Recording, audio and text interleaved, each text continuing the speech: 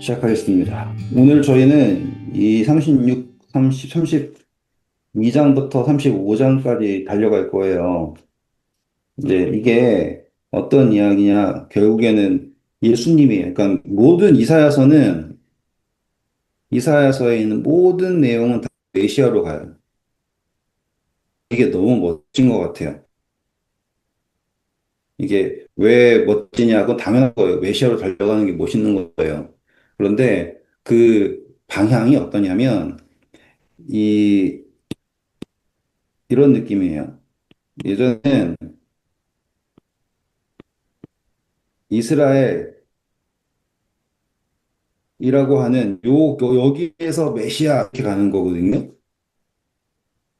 이제는 애굽, 아수르, 뭐 여기 에돔, 그다음에 구스 이런 식으로 온 세상이 다 언급이 되고요. 모든 게 다 메시아로 가요. 그리고 그 중심에 뭘 두냐면 그 중심에는 하나님의 땅 백성 이스라엘이 있고 시온이 있고 그래서 하나님이 너희들을 통하여서 모든 민족을 메시아로 이끌 거다라고 하는 내용인 게 이사야서예요. 그러면서 이 이야기를 어떻게 풀어나가는가라고 할 때 32장 1절 보시면 읽어볼까요? 보라, 장차 한 왕이 공의로 통치할 것이요 방백들이 정의로 다스릴 것이며 또 그 사람은 광풍을 피하는 곳, 폭우를 가리는 곳 같을 것이며 마른 땅의 냇물 같을 것이며 곤비한 땅의 큰 바위 그늘 같으리니 보는 자의 눈이 감기지 아니할 것이요 듣는 자가 귀를 기울일 것이며 조급한 자의 마음이 지식을 깨닫고 어눌한 자의 혀가 민첩하여 말을 분명히 할 것이라. 여기 보시면은 이 예수님이 오시면 어떤 일이 일어나는가 했을 때 사람들이 생각하던 모든 것이 다 해결된다라는 걸로 표현하고 있어요. 근데 그게 한 왕이 통치한다 이거거든요. 그런데 한 왕이 통치하는 범위예요, 이제. 중요하게 말씀드릴게요. 한 왕이 통치하는 범위가 중요한 거예요. 그래서 한 왕이 어떠한 한 구석의 나라를 통치하고 있다가 아니라 온 세상을 통치한다라고 하는 걸 여러분들이 항상 생각하셔야 되고, 4절이 어떻게 시작해요? 조급한 자의 마음이 지식을 깨닫고 그렇죠. 지금 지식을 깨닫는데 어떤 사람의 마음이라고 나왔냐면 조급한 사람이라고 나와요. 그거를 우리는 얼마 전에 봤어요. 28장 16절. 그러므로 주 여호와께서 이같이 이르시되 보라 내가 한 돌을 시온에 두어 기초를 삼았노니 곧 시험한 돌이요 귀하고 견고한 기초돌이라 그것을 믿는 이는 다급하게 되지 아니하리로다. 네, 여기 보면은 한 돌이라고 그랬잖아요. 그거랑 똑같은 표현으로 32장 1절은 한 왕이다라고 표현한 거예요. 그러니까 이런 연결점들을 여러분들이 발견하시면서 보면은 매우 재밌습니다. 그래서 조급하지 않게 된다라고 할 때 그게 그냥 여유로워진다가 아니라 깨닫게 되기 때문이에요. 다시 말하면 그분의 통치는 하나님의 뜻을 깨닫게 함, 이거예요. 다시 돌아올게요. 자, 이제 깨닫게 되면 사람들이 이제 그전에는 악한 것을 악하다고 얘기하지 않았었단 말이에요. 어떻게 바뀌냐? 읽어볼까요?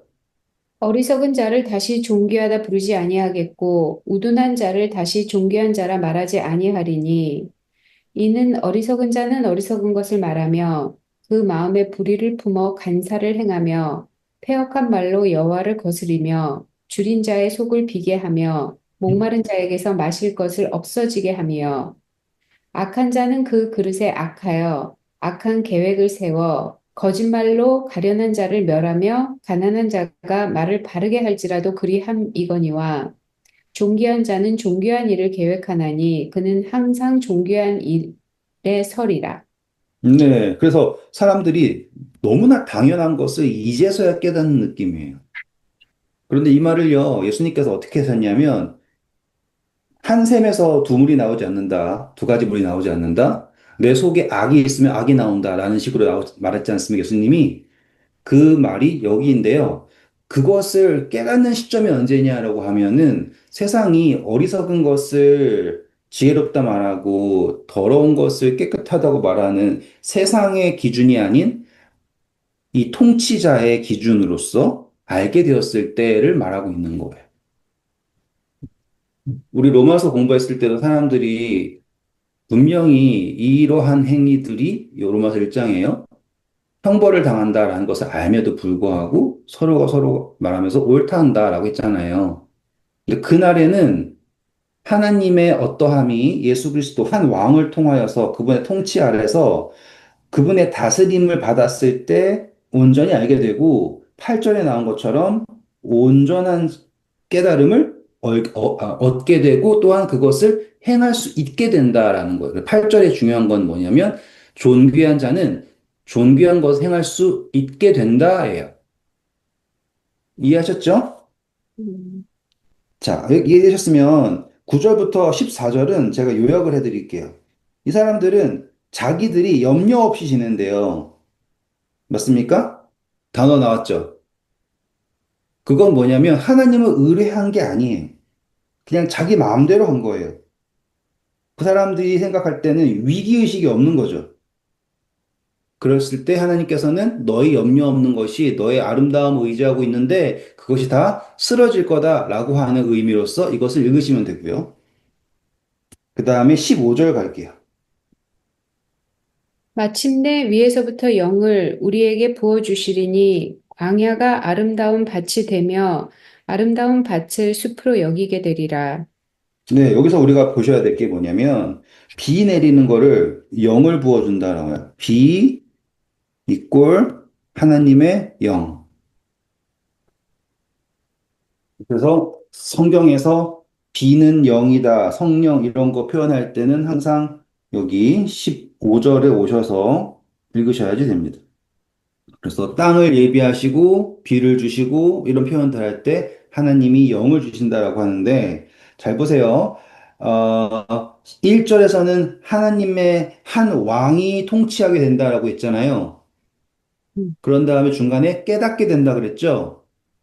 음. 그 깨닫게 되는 거를 어떻게 깨닫는다라는 거 설명하냐면 마침내 하나님께서 하나님의 영을 높은 곳에서부터 비를 주시는데 그게 열매를 맺는다는 거예요. 그러다 보니 열매가 많이 맺게 됐을 때 어떤 변화가 있는가? 16절.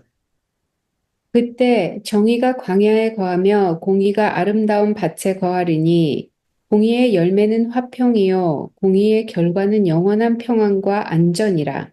네, 이렇게 되는 겁니다. 그래서 하나님이 영을 부으셨을 때 그것이 깨닫게 되고 그것을 행할 수 있게 되죠. 이 연결 좀 중요한 거예요. 존귀한 자는 존귀한 것을 행한다라고 했지 않습니까?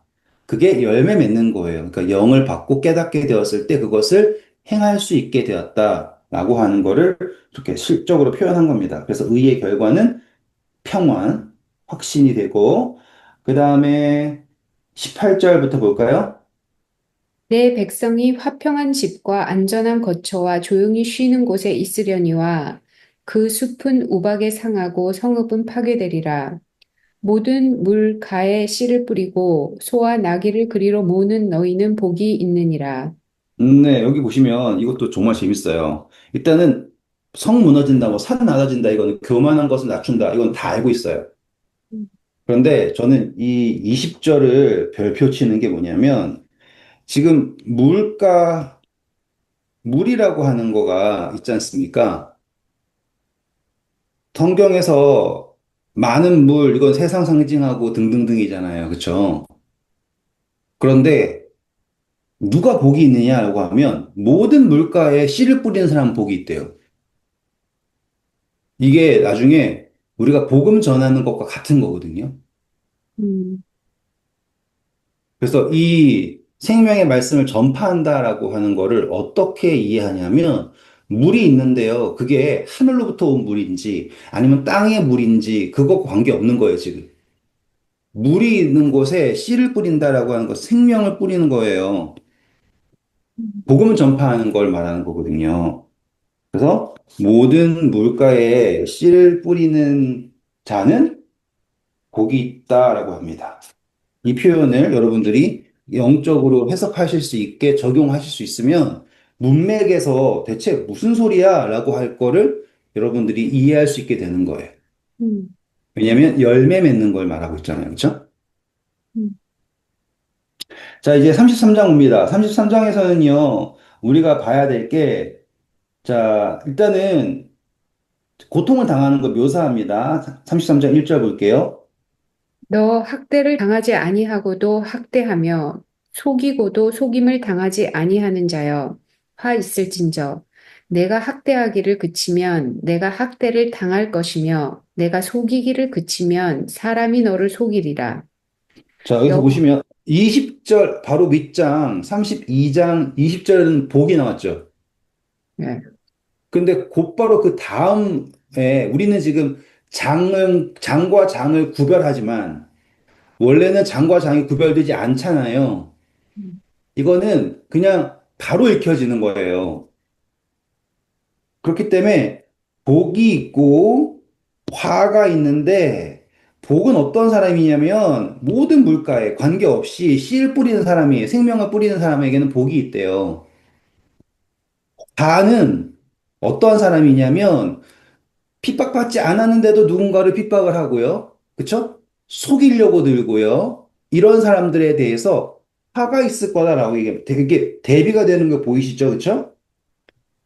그러면 자기가 심판하고 있는 거고요. 자기가 누군가를 판단하고 있는 그 위치를 말하고 있어요. 그 다음에 볼게요. 여호와여 우리에게 은혜를 베푸소서 우리가 주를 앙망하오니 주는 아침마다 우리의 팔이 되시며 환난 때에 우리의 구원이 되소서. 요란한 소리로 말미암아 민족들이 도망하며 주께서 일어나심으로 말미암아 나라들이 흩어졌나이다. 황충의 때같이 사람이 너희의 노량물을 모을 것이며 메뚜기가 뛰어오름 같이 그들이 그 위로 뛰어오르리라. 자, 여기서 보시면 벌레들 나오고요. 실현당하는 분위기 나오죠? 음, 계시록에도 메뚜기 등장하죠? 음. 그런 것들을 고난의 기간을 말하고 있어요, 지금. 그런데 이 고난의 기간에 누구를 부르고 있는가라고 했을 때 하나님을 부른다라고 얘기하고 있어요. 그리고 이것들이 모든 백성들에게서 나타났는데, 자, 3절 후반부에 한번 볼까요? 다시 3절 다시 읽어볼까요? 요란한 소리로 말미암아 민족들이 도망하며 주께서 일어나심으로 말미암아 나라들이 흩어졌나이다. 자, 여기에서 뭘 보냐면, 그전에는 전쟁이 일어난다라고 하면 그냥 나에게 지금 시련이 온다 정도만 보는데, 이것을 이 이사야서는 뭐라고 얘기하냐면 이 모든 것이 하나님께서 운행하시는 것이다. 하나님의 운행 속에 있다라고 하는 것을 바라보기 때문에 시련 속에서 내가 하나님을 믿는데 하나님은 날 버렸다라고 보는 게 아니라 지금 하나님이 움직이시고 계시는구나를 보는 시선을 말하고 있어요. 그렇기 때문에 5절 볼게요. 여호와께서는 지극히 존귀하시니 그는 높은 곳에 거하시며 정의와 공의를 시온에 충만하게 하심이라. 내 시대에 평안함이 있으며 구원과 지혜와 지식이 풍성할 것이니 여호와를 경외함이 내 보배니라. 네, 그렇기 때문에 지금 이러한 상황에서 하나님을 경외한다라고 하는 것이 하나님의 어떠함을 이 세상의 혼란 속에서 볼 수 있다. 그래서 하나님을 경외하는 것이 너의 보배고 그것이 지혜와 지식이 되고 너의 시대에 확고하게 흔들리지 않는 구원의 힘이 된다라는 것을 말하고 있어요. 이게 왜 중요하냐면 이 시대가 지금 우리 36장에 아수르가 침략하기 전에 하나님께서 히스기야 왕 그리고 그분의 백성들에게 말씀하시는 거예요. 팔랑팔랑한 사람들은 내가 지금 손해 보고 있으면 나는 안 된다라고 생각하고 있는 거란 말이에요. 그런데 하나님을 바라보는 사람은 이 환난이 있으면 이게 하나님께서 일어나셨다. 하나님께서 움직이신다. 그렇기 때문에 세상이 정체되지 않고 지금 사람들이 원하는 방향으로 흘러가지 않고 다르게 소용돌이 치고 있다라고 할 때 하나님을 본다라는 거예요. 이거 너무 중요하니까 다시 한번 설명해 드릴게요. 이건 어제 있었던 일이에요. 어제 저희가 닭을 11마리를 키웁니다. 근데 이 닭들이 단 한 번도 엄마 닭과 만나본 적이 없는 병아리에서 이제 어른이 된 거예요. 그러니까는 지네가 몸을 쓸 줄을 몰라. 몸을 쓸 줄을 모르고 뭐가 먹어야 되는 건지 말아야 되는지도 모르고 어디로 가야 되는지도 모르고. 그러니까 저는 이걸 키우면서 정말 많은 걸 배워요. 왜냐? 얘네들이 하고 있는 모든 거를 가르쳐야 되는 사람도 저고, 사는 곳을 만들어주는 것도 저고, 먹이를 주는 것도 저고, 근데 도저히 가르칠 수가 없어. 그러다 보니까 얘네를 가르치는 모든 거는 그 감정이 섞인 소리와, 그리고 빗자루. 그래서 제가 이렇게 서가지고, 빗자루를 하나를 가지고서는 이렇게 가지고서는 다녀요. 빗자루를. 그럼 닭들이 이렇게 해가지고는 막 쭉쭉쭉쭉쭉 다녀요. 조그만 닭들이 이렇게 막. 근데 빗자루를 들고서 이렇게 인도한단 말이야. 그러면 닭들이 꼭 그 잔디 없는 데다 똥을 싸는다. 빗자루 똥도 치워주면서. 그리고 나 맨날 여기 새들 독수리 날아다니면 독수리 오나 안 오나 쳐다보고서는 막 그렇게 지켜주고 다녀. 그게 내가 하는 거고, 얘네들한테 내가 해줄 수 있는 거고, 그래서 최대한 산책도 시켜주려고 노력을 하고, 막 그래요. 그런데 어제는 어떤 일이 있었냐면은, 아무튼 닭들 때문에 재밌는 일이 많잖아요. 근데 얘네들이 지네가 가고 싶은 게 생긴 거야. 그래가지고는 막 땅바닥인 거 먹다 보니까 그 가시덤불 있는 데로 들어간 거예요. 근데 가시덤불 있는 데를 곧바로 들어간 게 아니라, 이렇게 길이 이렇게 있으면 여기 살짝 아무것도 없는 풀이 있고 여기 가시덤불들이 막 있어요. 이렇게 들어간 거예요. 이렇게 먹는 걸 먹다가. 그런데 우리는 이제 보다가 어디까지 가나 보자라고 하고 봤는데 계속 깊이 들어간 거예요. 이렇게. 그래서 그다음부터는 한 놈이 가니까 다른 놈 따라가는데 이게 닭들이 다수결이 중요해요. 11마리인데 6대 5가 돼도 신기하게 5가 6으로 가. 너무 신기해. 그러니까는 여기에 제일 앞에 간 애가 제일 큰 애도 아니고 제일 조그만 애들이 갔는데 숫자가 많으니까는 원래 안전한 데 있던 애들이 이렇게 가버린 거예요, 다. 그래가지고 애들이 점점 깊게 가는 거야. 그래서 내가 나오라고 막 소리를 쳤어요. 못 알아들어. 근데 내가 이제 빗자루를 가지고 이 옆을 막 쳤어요. 이렇게 막 가지 말라고. 그랬더니만 이제 알아듣긴 했어. 이게 재밌어요, 이제부터. 알아듣긴 했는데 문제는 뭐냐? 이 가시덤불을 뚫고 나오려고 계속 노력하니까 나올 수가 없는 거야. 그게 돌아 나와야 되는데 들어가긴 이렇게 내려놓고서는 나올 때는 이렇게 나오려고 하니까 안 나와지는 거예요. 그런데 여기에서 더 문제는 뭐냐면 조금 큰 놈들은 이제 내가 막 나오라 그러니까 목소리를 알아들으니까는 나오려고 하다가 작은 놈들은 안 되는 거 뻔히 아니까 갑자기 땅바닥에 먹을 걸 보는 거야. 그래서 음. 먹기 시작해. 근데 얘기했죠. 절반 이상 먹으면 다 먹어. 근데 이렇게 나오라고 막 소리치면은 두 명이 봐. 나올라 그래. 못 나가. 다시 먹어. 그러면서 이놈들이 점점 더 이게 쉬운 쪽으로만 가는 거예요. 제가 보면서, 야, 이건 진짜 깨달음이다. 인간이 똑같구나. 다수결로 가려고 그러고, 당장 길을 선택하는데, 먹을 거 조금이라도 더 있는 길을 선택을 하는 거야. 이게 닭들 보면서 제가 배운 거예요. 우리도 똑같구나. 그러니까 하나님의 부르심이 뭔지 모르지만은, 내가 당장 지금 여기에 먹을 거 조금 있잖아요? 그럼 이거 힘들어 보여. 그럼 당연히 나는 이게 나의 길이라 생각을 하는 거예요. 여기 들어간 것도 나지만 나오는 거를 모르는 거예요. 다수결 따라가고 다 저거 먹으니까 난 일단 저거 먹고 생각할게. 그러면 더 깊이 들어가는 거고. 그래서 결국에 제가 와 들어가가지고 막 포이즌 아이비 제끼고 가시덤불 제끼고 반바지 차림으로 들어가가지고는 여기서부터 몰고 나왔어요.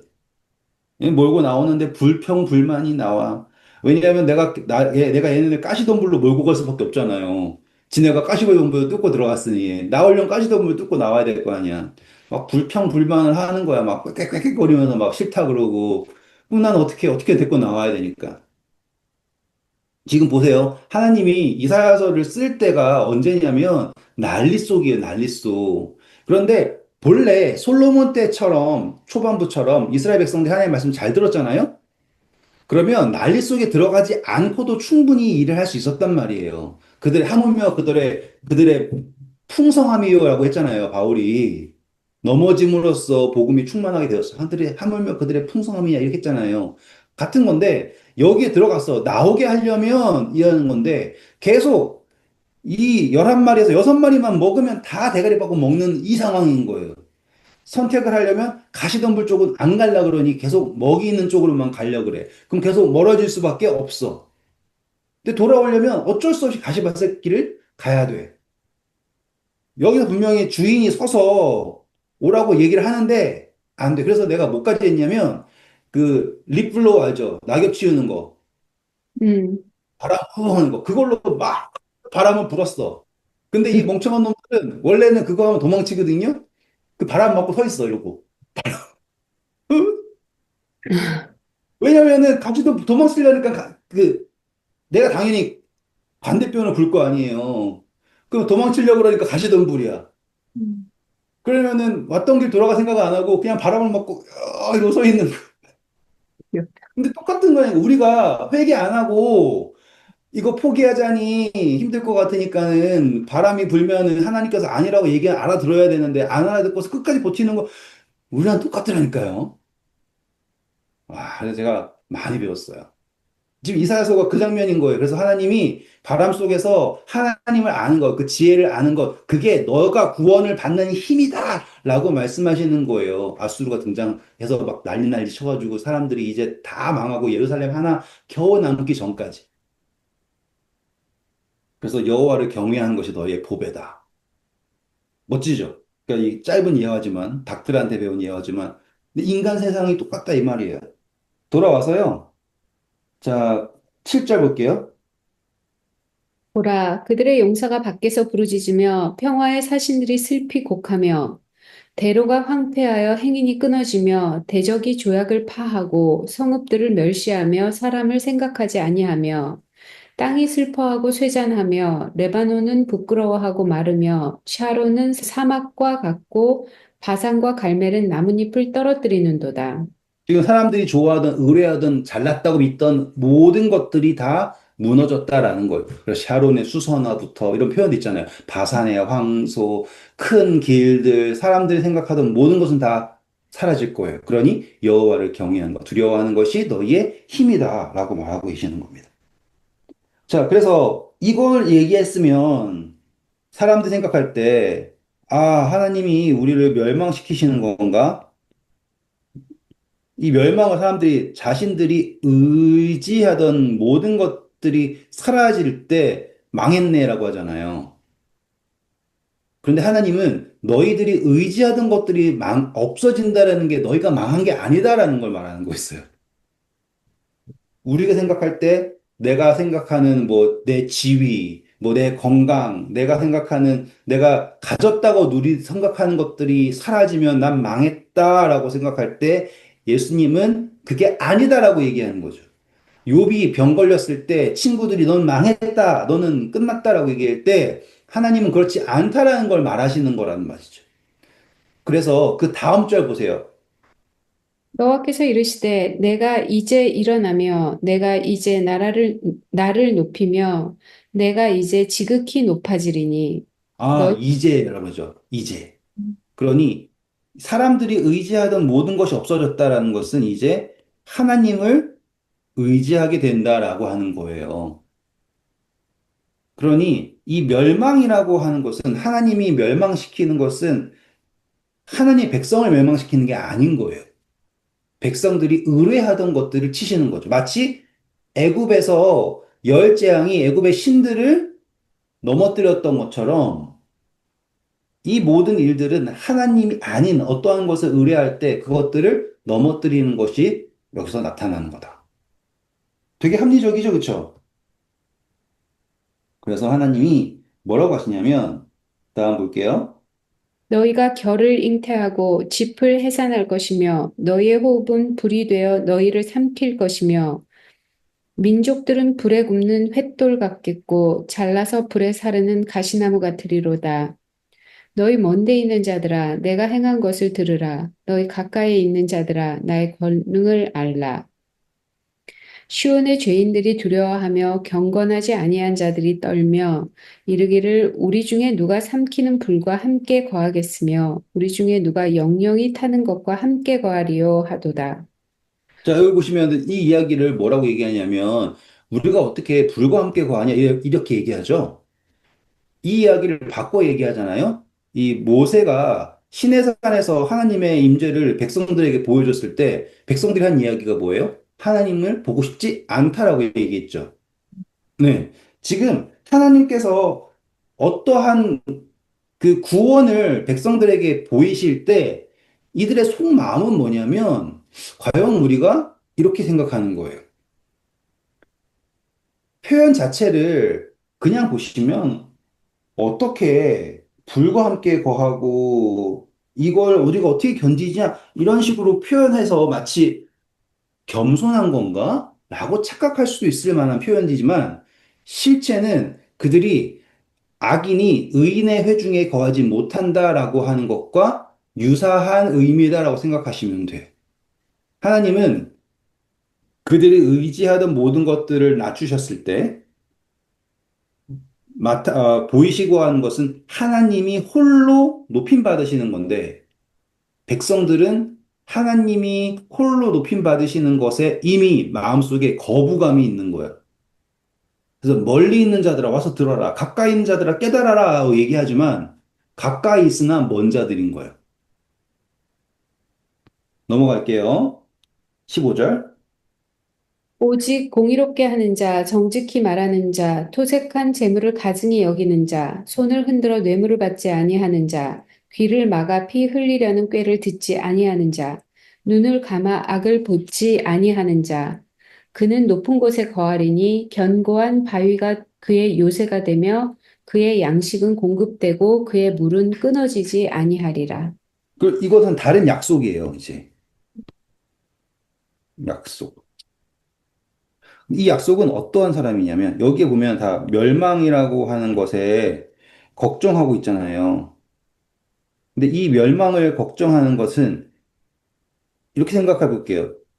우리가 교회를 다니는데 지금 제일 걱정하는 게 교회가 망할까 봐 걱정하는 거예요. 근데 교회가 망할까 봐 걱정하는 거는 과연 하나님이 망할까 봐 걱정하는 걸까? 아니면 교회가 망할까 봐 걱정하는 걸까? 라고 생각해 보시면 될 것 같아요. 제가 지금 당장 여기서 사역을 하니까 뭐 헌금 나왔는데 헌금이 700불 나왔어. 전 교인에서.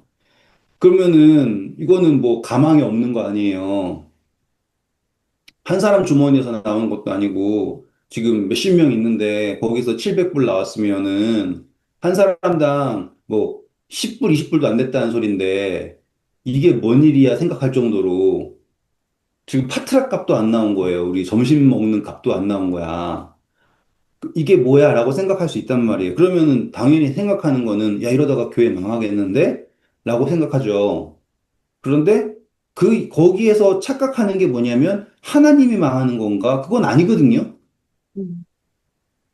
근데 우리는 판단을 어떻게 하냐면 교회가 안 망하는 거에 최우선순위를 둔 거예요. 그러니 그 순서에 있어서 하나님을 두는 게 아니라 교회를 두니까 이게 막 날아가는 거예요. 사울이 망했던 이유가 뭐냐면 하나님께서 그를 왕으로 세우셨는데 그는 왕좌를 지키는 걸 하나님을 섬기는 것보다 우선했단 말이죠. 그게 문제가 되는 거예요.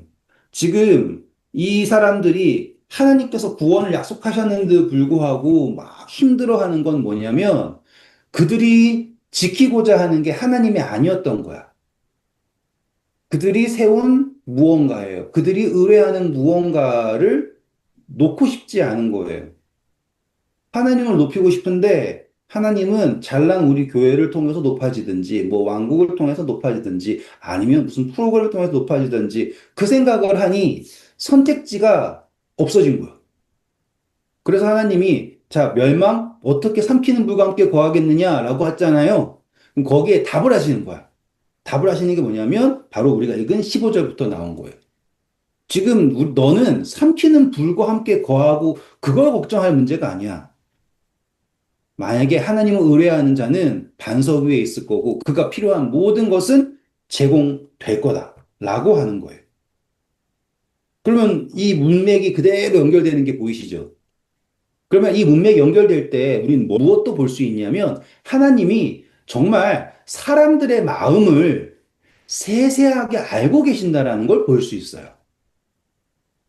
그냥 아우 저 사람들 이상하네 람만 보지 마시고 얼만큼 세세하게 인간들의 마음을 읽고 계시는가.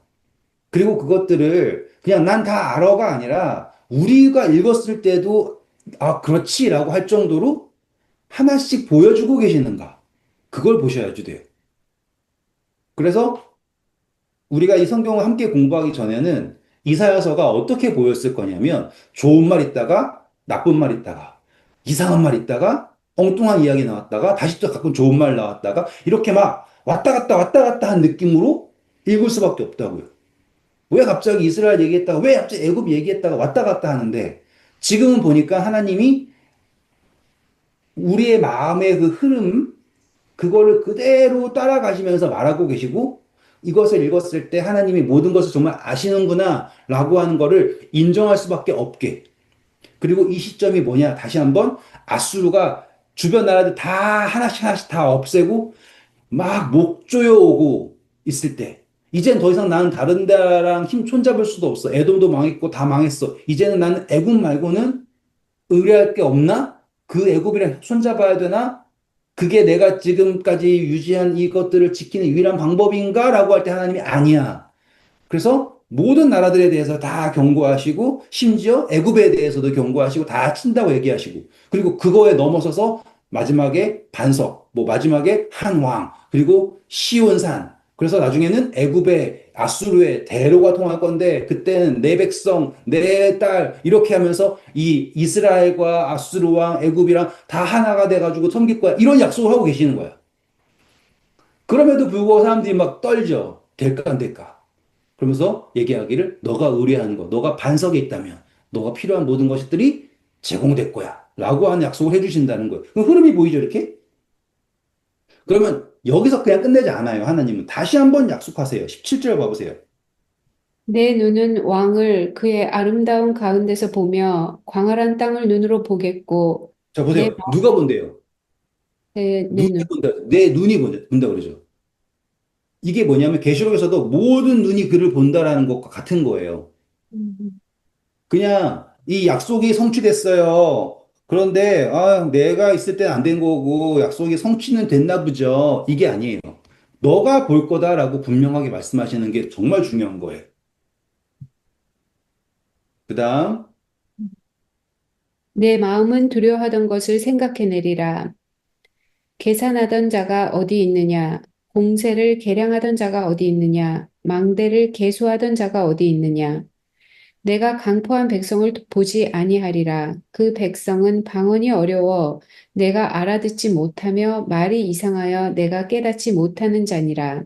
지금 너가 두려워하던 모든 것들 어디 있니? 너가 걱정하던 것들, 너가 돈이 있어야 된다 그랬니? 너가 뭐 막루가 더 있어야 된다 생각했니? 너가 어떻게 걱정했던 그 모든 것들 지금 다 어디 있니?라는 표현이에요. 그다음 우리 절기에 시온성을 보라. 내 눈이 안정된 처소인 예루살렘을 보리니 그것은 옮겨지지 아니할 장막이라. 그 말뚝이 영영이 뽑히지 아니할 것이요 그 줄이 하나도 끊어지지 아니할 것이며. 자, 보세요. 내 눈이 본다. 내 눈이 보는데, 너가 지금 보고 두려워했던 것들은 어떻게 되었나? 다 사라질 것이고. 내가 지금 보는 것은 무엇인가라고 했을 때, 약속의 성취, 시온을 보게 된다. 멋지지 않아요, 지금? 이 시선의 흐름? 그리고 그 다음, 여호와는 거기에 위엄 중에 우리와 함께 계시리니 그곳에는 여러 강과 큰 호수가 있으나 노젓는 배나 큰 배가 통행하지 못하리라. 대저 여호와는 우리의 재판장이시요 여호와는 우리에게 율법을 세우시니요 여호와는 우리의 왕이시니 그가 우리를 구원하실 것임이라. 멋지지 않아요? 하나님이 계시는 시온성. 그것을 네 눈으로 볼 거다. 이 정도면 뭐 얼마나 확실하게 약속해 주셔야 될까? 그런데 거기에 넘어서서 그 나라에서는 어떤 일이 있냐면 24절 보세요. 그 거주민은 내가 병들었노라 하지 아니할 것이라. 거기에 사는 백성이 사죄함을 받으리라. 거기서는 그 누구도 아프지 않대요. 연약하지 않다 표현하는데, 자, 그 바로 위에 23절 보시면 탈취물을 누구도 한다 그러냐면 다리 저는 절름발이도 한다 그러죠. 네, 예. 원래 다윗 때 절름발이는 저주받아서 못 간다고 했지 않습니까? 네, 그런데 지금 보시면 그 성취는 모든 그 뭐라고 할까요? 저주의 흔적, 그 모든 것을 다 없앤다. 심지어 절름발이마저도 탈취물을 나눌 것이다. 라고 하는 표현이 등장한 거예요. 그러면 뭐, 이 정도 그 한 왕, 한 반석, 한 돌, 한 가지. 지금 이사야서 반복되는 거 아시겠죠? 한 가지, 한 싹, 한 돌, 한 뭐 왕. 이런 것들. 다 메시아로 가는 거예요. 거기에서는 온전한 성취, 구원. 거기에는 어떠한 차별도 없어요. 믿으면 이루어져요. 이러한 약속들을 그냥 폭죽 터트리듯이 계속 터트리고 계시는 거예요. 저는 그런 생각을 해봐요. 만약에 하나님이 저한테 지금 나타나셔서 막 오늘날의 표현으로 막 저한테 이런저런 약속을 해주신다. 그러면 상상을 해보세요. 오늘날의 표현으로 집사님들한테 하나님 나타나셔가지고 걱정하지 마. 걱정하지 말고 너가 바라보던 모든 것들 다 없어질 거고 막 이런 것들을 얘기해 주는데 어느 정도 한 5분 정도 얘기해도 여러분들 막 설득될 것 같지 않아요? 그리고 예, 또 1분만 해도 가능할 것 같지 않아요? 야, 이게 그런데 이사야서는 지금 몇 분 분량 같아요? 이건 어마어마한 분량이에요. 자, 그럼 성경은 어떨 것 같아요? 음, 이거 제가 하루에 한 장 읽는다고 해도 진짜 어마어마한 시간이란 말이에요. 그거를 해주고 계시는 거예요. 그것도 그 정말 다각화해서 이렇게 되면 어떻게 될까, 저렇게 되면 어떻게 될까, 그 모든 걸 다 말씀해주고 계시는 거예요. 특별히 이사야서가 얼마나 그 왕들의 계보를 쭉 따라가면서 그때마다 나타나서 하시는 얘기, 그쵸? 우시아 왕이 죽던 해, 뭐 아하스가 했던 해, 그때마다 어떤 변혁이 있고 갈등이 있고 위기가 찾아올 때마다 하나님이 나타나셔서 외치고 계신다. 이거는 뭐 사랑 아닙니까? 그래서 모든 불법이 용서받게 된다. 그게 24절이에요. 맞습니까? 예수님이죠, 그쵸? 음, 표현 자체를 어떻게 읽느냐가 중요한 거예요, 그쵸? 모든 죄가 용서받는다. 모든 불법이 사함을 받는다. 이게 메시아입니다. 자, 이제 34장입니다. 지금 너무 빠르거나 어렵거나 그러지 않죠? 네, 네, 34장 보시면 이제 하나님의 백성들에 대한 약속에 대해 딱 주어졌어요. 그러면 이제 시선이 어디로 가냐면 선포가 갑니다. 선포. 그게 34장이에요. 1절 볼까요? 열국이여 너희는 나와 들을지어다. 민족들이여 귀를 기울일지어다. 땅과 땅에 충만한 것, 세계와 세계에서 나는 모든 것이여 들을지어다. 대저 여호와께서 열방을 향하여 진노하시며 그들의 망군을 향하여 분내사 그들을 진멸하시며 살육 당하게 하셨은즉 근데 자, 여기까지만 할게요. 괜히 읽으면 아이고 너무 무서운 말 같다라고 생각이 들까 봐 그런 거예요.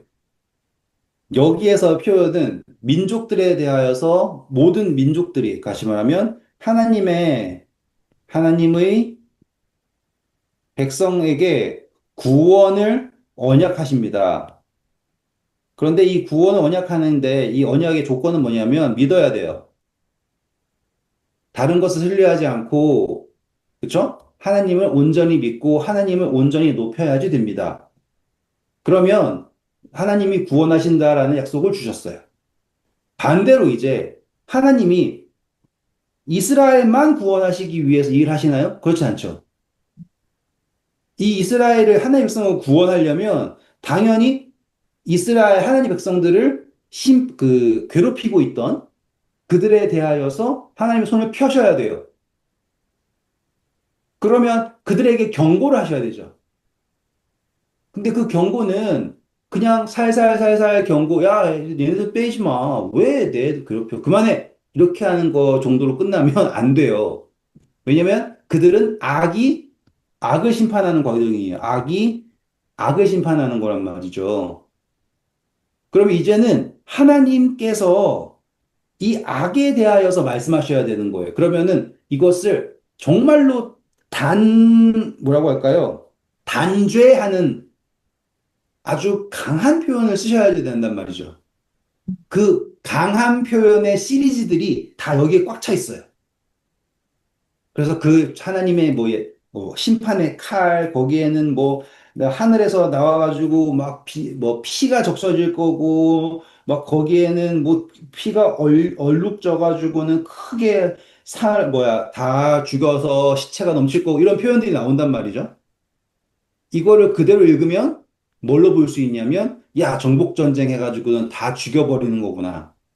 그래서 마치 십자군 전쟁 때라든지 뭐 혹은 뭐 무슨 대전이라든지 이런 것처럼 군사들이 일어나가지고 처벌시키는 것을 하나님께서 하시는 것처럼 이렇게 해석을 하려고 하는 사람들이 있단 말이죠. 근데 이거는 그런 걸 말하는 게 아니에요.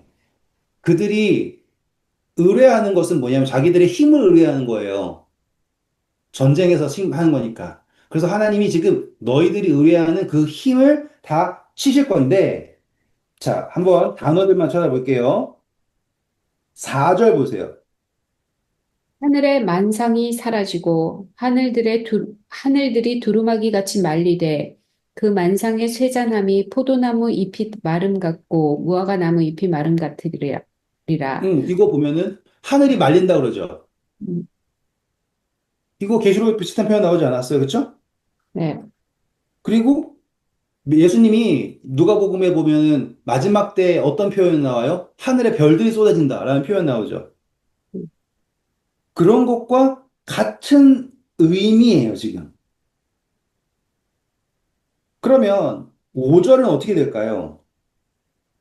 여호와의 칼이 하늘에서 족하게 마셨은즉 하나님의 칼은 예수님이 계시록에 보면 입의 검이라 그러죠. 말씀의 검이라 그랬어요. 그리고 하늘에 있는 별들이 하늘이 말리고 하늘에 있는 별들이 떨어지고 할 때 이거는 말씀의 심판을 말하거든요. 그럼 그게 온전하게 다 성취되는 거예요. 그러니까는 하나님께서 하늘의 별들이라고 하는 그러한 세력들을 다 치신다라는 표현이 나온 거예요. 그다음 보라 이것이 에돔 위에 내리며 진멸하시기로 한 백성 위에 내려 그를 심판할 것이라. 여호와 그러면은 지금 하나님께서 그분의 검으로서 일어나고 있는 것들이 땅에 같이 등장하게 된다라는 표현도 내려왔어요. 그다음 6절. 여호와의 칼이 피, 곧 어린 양과 염소의 피에 만족하고 기름, 곧 순양의 콩팥 기름으로 윤택하니 이는 여호와를 위한 희생이 보스라에 있고 큰 사륙이 에돔 땅에 있음이라. 이걸 보면서 무슨 이야기를 에돔 땅에서 무슨 제사를 많이 지냈나? 혹은 에돔에서 사람들을 너무 많이 죽여가지고 하나님의 그게 만족이 되었나? 이렇게 해석을 하면 이거는 이제 완전히 산으로 가버리는 거예요. 그거는 약간 뭐라고 신화적인 해석이죠. 신화적인 해석. 지금 이 이야기는 다시 처음부터 말씀드리지만 하나님께서 악을 악으로서 심판하는 그 과정, 그래서 악을 단절하고자 하는 그때에 하나님의 말씀이 온전하게 성취되었다라는 표현을 이런 약간 과격한 표현으로 그분의 칼이 피로 만족하게 되었고 기름으로 엉켜졌고 이런 표현으로 나온 거예요. 그러니까 다 성취되었다라는 걸 말하고 있는 거예요. 그래서 이 8절 보세요. 7절도 확인해야겠다. 7절 보세요. 들소와 송아지와 수소가 함께 도살장에 내려가니 그들의 땅이 피에 취하며 흙이 기름으로 윤택하리라. 지금 그 뿔이 있는 것들이거든요. 뿔. 그 뿔이 있는 것들이 다 죽게 된다라는 표현이에요. 그러면 하나님의 심판이 어떻게 이루어지는가를 표현하고 있는 거죠. 그렇죠? 그 다음 이것은 여호와께서 보복하시는 날이요 시온의 송사를 위하여 신원하시는 해라. 네, 이게 되는 거예요. 송사. 아까 그래서 입에 하나님의 검 말씀으로 그들에 대한 그 송사, 그 심판을 하나님께서 어떻게 이루셨는가, 그게 어떻게 성취되는가를 시적이고 그리고 비유적으로 표현한 것이 이 표현인 거예요. 그래서 하나님의 검이 다 심판하게 되고 하늘의 별들 그리고 뿔들 다 심판하게 되어서 땅이 그 피로 가득할 거다라고 하는 걸 잔혹하게만 보지 마시고 온전하게 그것이 드러나게 되었다라고 하는 걸로 보면 좋습니다. 그래서 9절 보세요. 에돔의 시내들은 변하여 역청이 되고 그 티끌은 유황이 되고 그 땅은 불붙는 역청이 되며 낮에나 밤에나 꺼지지 아니하고 그 연기가 끊임없이 떠오를 것이며 세세에 황무하여 그리로 지나갈 자가 영영이 없겠고 자, 이게 영원한 것을 표현하는 게 아니에요. 그 심판의 결과가 어떠하다라는 걸 말하고 있죠. 그리고 여기 단어 보시면 연기, 유황 이런 것들 계시록에도 똑같이 나옵니다. 그래서 이것을 어떠한 국한적인 장소에서 일어난 사건을 묘사한 거다라고 생각하시면 안 되고, 혹은 어떠한 역사적인 사건, 전쟁을 묘사한 거다라고 보셔도 안 돼요. 이것은 하나님께서 언약하신 그 말씀의 심판이 온전하게 이루어진 것을 표현한 것이다라는 거예요. 이제 깔끔하게 이해하셨죠, 그쵸? 자, 이제 다음입니다. 이제는 11절부터 15절이에요. 이거를 한번 읽어볼게요. 읽어보세요. 이거 읽으면 재밌어요. 방아새와 고슴도치가 그 땅을 차지하며 부엉이와 까마귀가 거기 살 것이라. 지금 여호와 거긴 어디예요, 그러면? 거기 황무한 그렇죠. 땅. 사람들의 세력이 있던 곳이잖아요. 그래서 그 사람들의 세력이 무너지고 완전히 하나님의 말씀으로써 땅에 심판이 이루어진 거예요. 심판이 이루어져서 그 땅이 황폐해졌다라는 걸 표현하고 있어요. 황폐한. 황폐된 땅을 설명하는 겁니다. 거기에요. 읽어볼게요. 그 다음.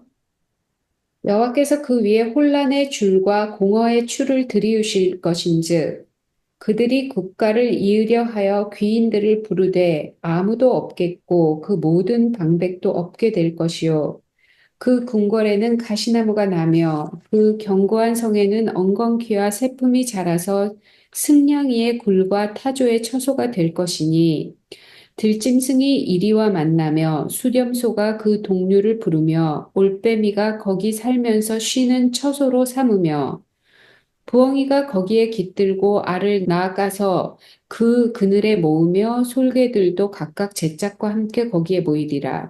자, 여기 보시면은 이 새들이, 짐승들이 이게 저번에 원희 집사님이 질문했던 거예요. 그래서 제가 자세히 하려는 거예요. 짐승들이 이 황폐한 땅에 모인대요. 짝짝이 해가지고는 모인대요.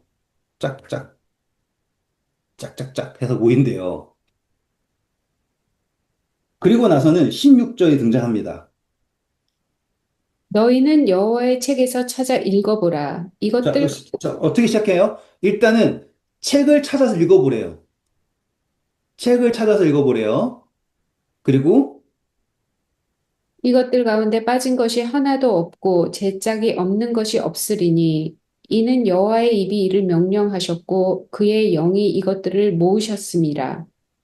여호와께서 그것들을 위하여 제비를 뽑으시며 그의 손으로 줄을 띄어 그 땅을 그들에게 나누어 주셨으니 그들이 영원히 차지하며 대대로 거기에 살리라.